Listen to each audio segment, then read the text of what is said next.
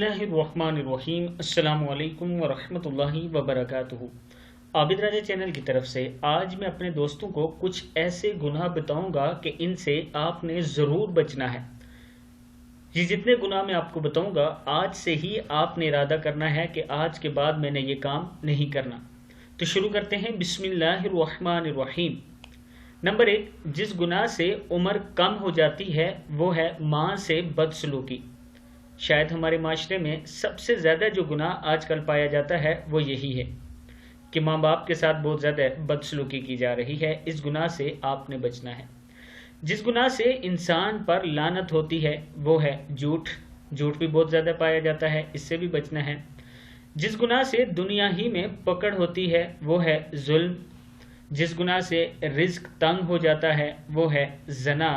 जिस गुनाह पर पर्दा फाश हो जाता है वो है नशा।